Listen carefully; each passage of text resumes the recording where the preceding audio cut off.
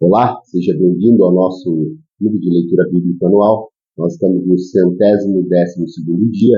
Meu nome é Everton Alonso, é um prazer ter a tua companhia. Antes de entrarmos na leitura, quero pedir que você possa deixar o teu curtir, o teu compartilhar, comentar e ativar o sininho de notificações.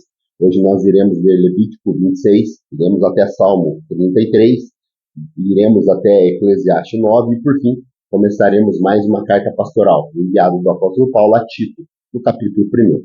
Aqui em Levítico 26, nós vamos ler sobre a recompensa da obediência e também o castigo para a desobediência daqueles que não seguissem as regras que o Senhor e as leis que o Senhor estava instituindo ao seu povo.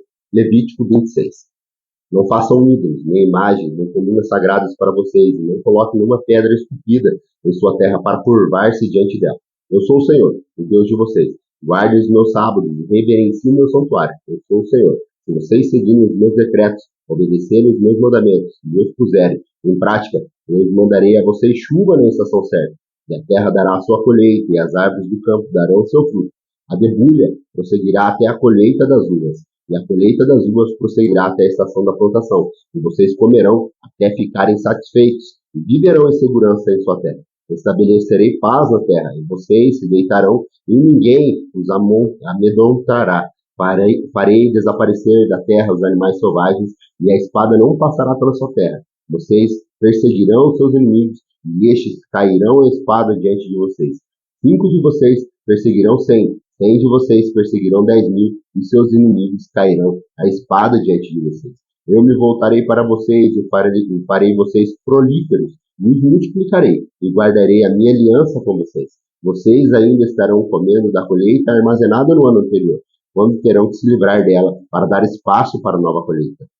Estabelecerei a minha habitação entre vocês, e não os rejeitarei. Andarei entre vocês, e serei o seu Deus, e vocês serão o meu povo. Eu sou o Senhor, Deus de vocês, que os tirou da terra do Egito para que não fossem mais escravos deles. Quebrei as traves do jugo, e os prendia, e os fiz andar de cabeça erguida.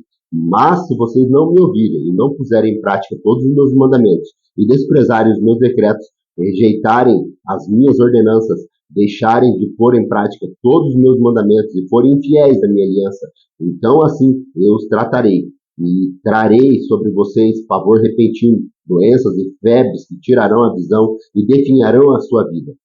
Vocês semearão inutilmente, porque os seus inimigos comerão as suas sementes. O meu rosto estará contra vocês, e vocês serão derrotados pelos inimigos, os adversários os dominarão, e vocês fugirão, mesmo quando ninguém os estiver perseguindo. Se depois de tudo vocês não me ouvirem, e os castigarei 7 vezes mais pelos seus pecados. Eu quebrarei o seu orgulho rebelde e farei que o céu sobre vocês fique como ferro, e a terra sobre debaixo de vocês fique como bronze. A força de vocês será gasta em vão, porque a terra não dará a sua colheita, nem as árvores da terra darão o seu fruto, porque a terra não lhe dará colheita, nem as árvores da terra lhe darão fruto. Se continuarem se opondo a mim e se recusarem a ouvir-me, eu os castigarei 7 vezes mais, conforme seus pecados. Mandarei contra vocês animais selvagens que matarão seus filhos, e acabarei com seus rebanhos, e reduzirei a vocês a tão pouco que os seus caminhos ficarão desertos. Se, apesar disso, vocês não aceitarem a minha disciplina, mas continuarem a opor-se a mim, eu mesmo me oporei a vocês, e os castigarei 7 vezes mais por causa dos seus pecados. E trarei a espada contra vocês para vingar a aliança, quando se refugiarem em suas cidades. Eu lhe mandarei uma praga, e vocês serão entregues em mãos inimigas. Quando eu cortar o suprimento de pão, 10 mulheres assarão o pão em um único forno e repartirão o pão a peso. Vocês comerão, mas não ficarão satisfeitos. Se, apesar disso tudo, vocês ainda não me ouvirem, mas continuarem a opor-se contra mim, então, com furor, eu me oporei a vocês, e eu mesmo os castigarei 7 vezes mais por causa dos seus pecados. Vocês comerão a carne de seus filhos e das suas filhas. Destruirei os altares dos ídolos, despedaçarei os altares de incenso, e empilharei os seus cadáveres sobre os seus ídolos mortos, e rejeitarei vocês. Deixarei a cidade de vocês em ruína, e arrasarei os seus santuários, e não terei prazer no aroma das suas ofertas. Desolarei a terra, a ponto de ficarem perplexos os seus inimigos que vierem ocupá-lo. Espalharei vocês entre as nações, e empunharei a espada contra vocês. Sua terra ficará desolada, as suas cidades em ruína, Então a terra desfrutará de seus anos sabáticos, enquanto estiver desolada. Enquanto vocês estiverem na terra dos seus inimigos, a terra descansará e desfrutará os seus sábados. Enquanto estiverem desolada, a terra terá o descanso sabático, que não teve quando vocês a habitaram. Quanto aos que sobreviverem, eu lhe encherei o coração de tanto medo na terra do inimigo, que o som de uma folha levada pelo vento os porá em fuga.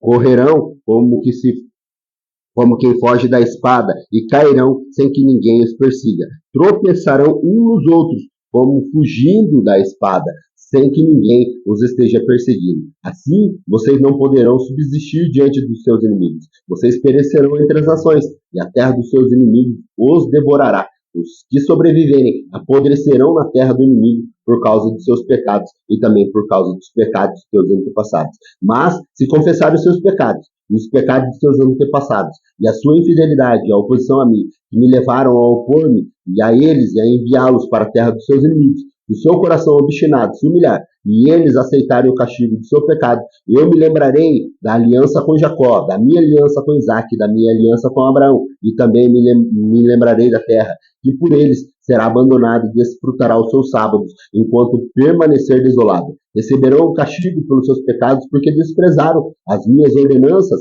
e rejeitaram os meus decretos. Apesar disso, quando estiverem na terra do inimigo, não desprezarei, nem os rejeitarei, para destruí-lo totalmente, quebrando a minha aliança com eles, pois eu sou o Senhor, o Deus deles. Mas por amor deles, eu lembrarei da aliança com seus antepassados, que tirei da terra do Egito, às vistas das nações, para ser o Deus deles. Eu sou o Senhor. São estes os decretos e as ordenanças e as leis que o Senhor estabeleceu no Monte Sinai entre ele próprio e os israelitas por intermédio de Moisés. Vamos agora à nossa leitura para Salmo 33.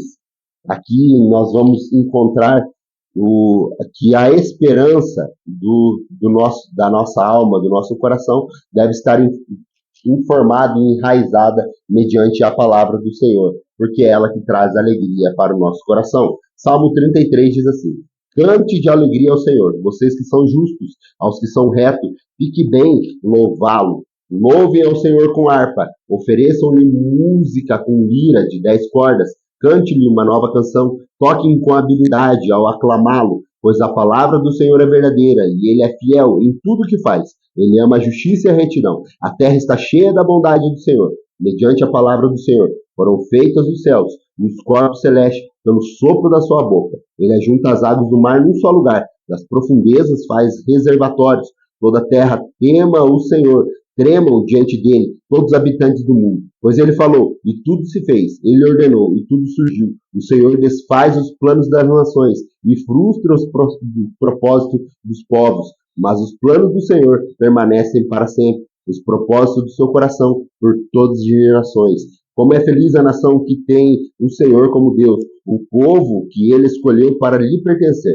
Dos céus olha o Senhor e vê toda a humanidade. Do seu trono ele observa todos os habitantes da terra. Ele que forma o coração de todos e conhece tudo o que fazem. Nenhum rei se salva pelo tamanho do seu exército, e nenhum guerreiro escapa por sua grande força. O cavalo é vã esperança de vitória, apesar da grande força, é incapaz de salvar. Mas o Senhor protege aqueles que o temem, aqueles que firmam a esperança no seu amor, para livrá-los da morte e garantir-lhes a vida. Mesmo em tempo de fome, nossa esperança está no Senhor. Ele é o nosso auxílio e a nossa proteção. Nele se alegra o nosso coração, pois confiamos no seu santo nome. Esteja sobre nós o seu amor, Senhor, como está em ti a nossa esperança.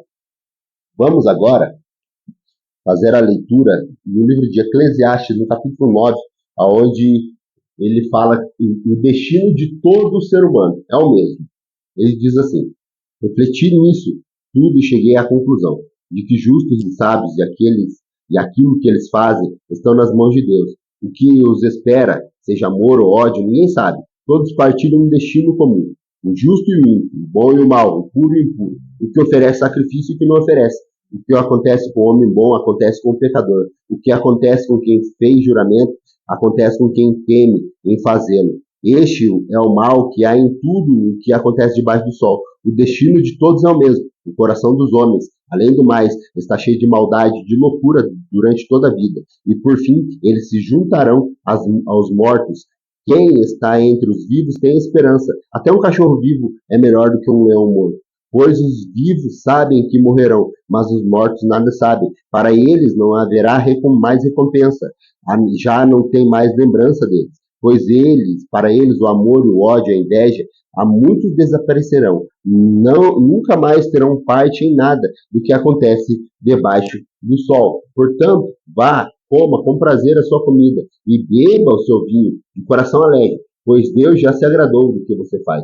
Esteja sempre vestido com roupas de festa e unja sempre a sua cabeça com óleo. Desfrute a vida com a mulher a quem você ama todos os dias dessa vida, sem sentido que Deus dá a você debaixo do sol. Todos os teus dias têm sentido, pois essa é a recompensa da vida pelo seu trabalho árduo debaixo do sol. O que as suas mãos tiverem de fazer, façam com toda a sua força, pois na sepultura para onde você vai, não há atividade, nem planejamento, nem há conhecimento, nem sabedoria. Percebi ainda outra coisa debaixo do sol. Os velozes nem sempre vencem as corridas, os fortes nem sempre triunfam na guerra, os sábios nem sempre têm comida, os prudentes nem sempre são ricos, os instruídos nem sempre têm prestígio, pois o tempo e o acaso afetam a todos. Além do mais, ninguém sabe quando virá a sua hora. Assim como os peixes são apanhados numa rede fatal, os pássaros são pegos numa armadilha, também os homens são enredados pelo tempo de desgraça que cai inesperadamente sobre eles. Também vi debaixo do sol este exemplo de sabedoria, que muito me impressionou. Havia uma pequena cidade, de poucos habitantes. Um rei poderoso veio contra ela. Cercou-a com muito dispositivo de guerra. Ora, naquela cidade vivia um homem pobre, mas sábio. E com a sua sabedoria, ele salvou a cidade. No entanto, ninguém se lembrou mais daquele pobre. Por isso perguntei, embora a sabedoria seja melhor do que a força, a sabedoria do pobre é desprezada, e logo suas palavras são esquecidas. As palavras dos sábios devem ser ouvidas com mais atenção do que os gritos de quem domina sobre todos os tolos. A sabedoria é a melhor do que as armas de guerra, mas um só pecador destrói muita coisa boa. Vamos agora iniciar a nossa leitura na carta pastoral do apóstolo Paulo a Tito, mas também encerrando a nossa leitura de hoje. Nós iremos fazer a leitura de Tito, a carta pastoral enviada para Tito, no capítulo 1. Aqui nós vamos encontrar uma pequena introdução, uma saudação de Paulo a Tito, e logo após, Paulo ele dá as instruções sobre o que Tito deveria fazer, quais seriam as tarefas dele na cidade de Creta. Diz assim: Paulo, servo de Deus e apóstolo de Jesus Cristo, para levar os eleitos de Deus à fé e ao conhecimento da verdade, e conduz à piedade, fé e conhecimento que se fundamentam na esperança da vida eterna, a qual o Deus que não mente prometeu antes dos tempos eternos. No devido tempo, ele trouxe à luz a sua palavra, por meio da pregação a mim confiada, por ordem de Deus, nosso Salvador. A Tito, meu verdadeiro filho em nossa fé comum, graça e paz da parte de Deus Pai e de Cristo Jesus, nosso Salvador.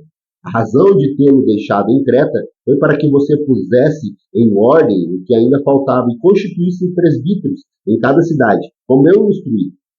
É preciso que os presbíteros sejam irrepreensíveis, maridos de uma só mulher, e tenham filhos crentes que não sejam acusados de libertinagem ou de insubmissão, por serem encarregados da obra de Deus. É necessário que o bispo seja irrepreensível, não orgulhoso, não briguento, não apegado ao vinho, nem violento, nem ávido por lucros desonestos. Ao contrário, é preciso que ele seja hospitaleiro, amigo do bem, sensato, justo, consagrado, tenha domínio próprio e apegue-se firmemente à mensagem fiel, da maneira pela qual foi ensinado, para que seja capaz de encorajar os outros pela sã doutrina e de refutar os que se opõem a ela. Pois há muitos insubordinados que não passam de faladores e enganadores, especialmente os grupos da circuncisão. É necessário que eles sejam silenciados, pois estão arruinando famílias inteiras, ensinando coisas que não devem, e tudo por ganância. Um dos seus próprios profetas chegou a dizer: cretenses, sejam sempre mentirosos, feras malignas, glutões preguiçosos. Tal testemunho é verdadeiro. Portanto, repreendam severamente para que sejam sadios na fé e não deem atenção a lendas judaicas, nem a mandamentos de homens que rejeitam a verdade. Para os puros, todas as coisas são puras, mas para os impuros e descrentes, nada é puro. De fato, tanto a mente como a consciência deles estão corrompidas. Eles afirmam que conhecem a Deus, mas por seus atos o negam. São detestáveis, desobedientes e desqualificados para qualquer boa obra. Muito obrigado pela tua companhia. Aguardo você amanhã para mais um dia da nossa leitura bíblica, se assim Deus nos permitir. Até lá.